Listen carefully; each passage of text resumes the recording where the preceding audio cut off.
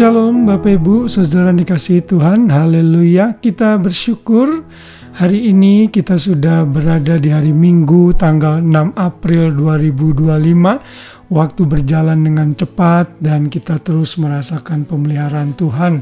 Dan di Australia sudah mulai akan memasuki musim gugur, cuaca sudah mulai dingin, banyak orang yang flu. Karena perubahan cuaca, saya berdoa agar seluruh jemaat yang saya layani dan juga saudara semua yang ada di Australia tetap dalam pemeliharaan Tuhan. Kita masih sama-sama belajar mengenai Kristus dalam kemuliaannya yang merupakan atributnya sebagai Tuhan. Kita melihat kemuliaan Kristus sejak dari kelahirannya sampai dia nanti datang kembali yang kedua kali. Dan sepanjang bulan ini kita belajar hal ini karena menyambut hari Paskah dan kebangkitan Kristus yang akan kita rayakan pada pertengahan bulan nanti, yaitu tanggal 18 dan 20 April. Hari ini sebelum saudara tidur, setelah saudara beribadah, melakukan aktivitas pelayanan, saudara siap membaringkan diri lagi di tempat tidur saudara, ada baiknya saudara mendengar firman Tuhan. Saya beri judul Kemuliaan Kristus dalam Mujizatnya. Kita akan membaca dalam Yohanes 2 ayat 11 yang berkata demikian. Hal itu dibuat Yesus di Kana yang di Galilea sebagai yang pertama dari tanda-tandanya, dan dengan itu ia telah menyatakan kemuliaannya dan murid-muridnya percaya kepadanya.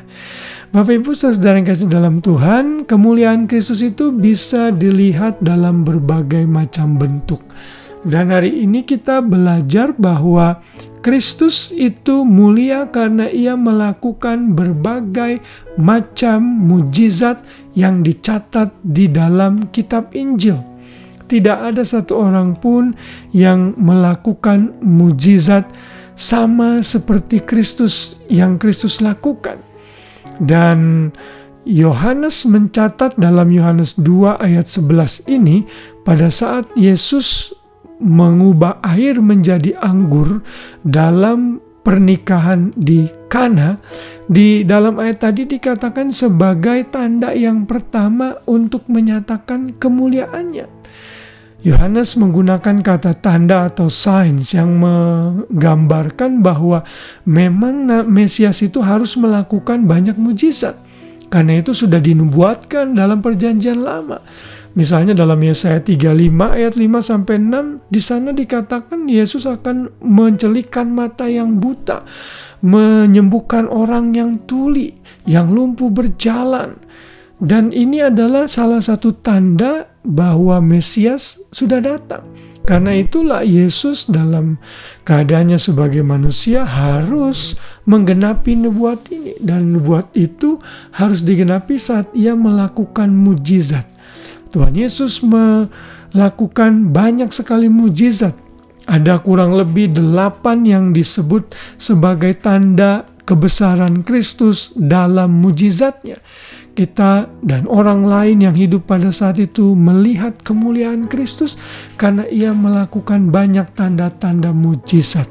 Sehingga orang percaya bahwa ia adalah Mesias yang diutus oleh Bapa. Tanda-tanda yang lain dalam mujizat Yesus, misalnya ia menyembuhkan anak seorang perwira di dalam Yohanes 4. Kemudian Yesus menyembuhkan orang yang lumpuh di kolam Bethesda dalam Yohanes 5. Memberi makan 5.000 orang dalam Yohanes 6. Berjalan di atas air, meneduhkan badai dalam Yohanes 6. Menyembuhkan orang yang buta dari lahirnya Yohanes 9. Membangkitkan Lazarus dari kematian dalam Yohanes 11, dan juga memberikan mujizat menangkap ikan yang besar di hadapan murid-muridnya di Yohanes 21. Ini tanda-tanda yang Yohanes catat untuk menunjukkan bahwa Yesus adalah Sang Mesias yang penuh dengan kemuliaan. Dan Yesus yang sama juga tentunya bisa melakukan mujizat sesuai dengan kedaulatannya bagi kita saat ini. Saudara, percayalah bahwa Yesus Mesias yang kita punya itu Tuhan yang sejati. Karena Dia Allah yang sejati, Ia sanggup melakukan berbagai macam mujizat, dan kita sudah melihat kemuliaannya dengan mujizat-mujizat tersebut. Dan salah satu the greatest miracle, mujizat yang terbesar yang Yesus lakukan bagi kita saat Ia mati bagi kita, memberikan kita hidup yang baru saat kita percaya kepadanya dalam peristiwa kelahiran baru, itu adalah mujizat yang terbesar yang tidak ada bandingannya, yang melebihi kesembuhan jasmani dan mujizat-mujizat fisik lainnya.